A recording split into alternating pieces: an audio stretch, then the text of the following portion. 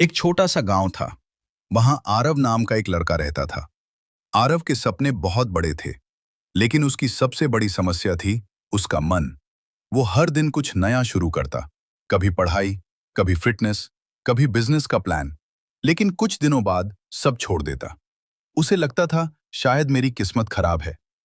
एक दिन गांव में एक बूढ़े साधु आए। आरव उनके पास गया और बोला, मैं मेहनत करता हूं, फिर भी कुछ हासिल क्यों नहीं होता। साधु मुस्कुराए और उसे नदी के किनारे ले गए। उन्होंने एक लोटा पानी भरा और जमीन पर गिरा दिया। फिर बोले, क्या ये पानी किसी काम का है? आरव बोला, नहीं। फिर साधु ने वही पानी एक गिलास में भरकर दिया। अब? आरव बोला, अब ये काम का है।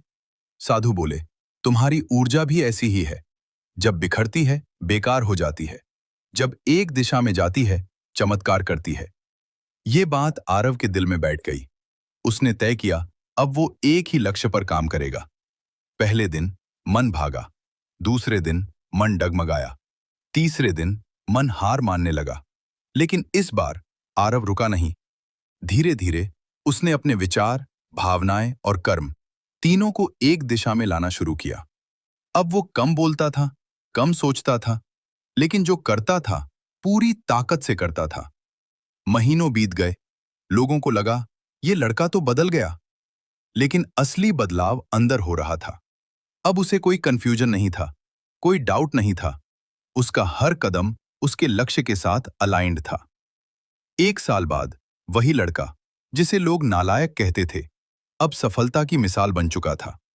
और जब उससे पूछा गया, तुमने ये कैसे किया, तो उसने बस एक ही बात कही, मैंने मेहनत नहीं, तपस्या की है।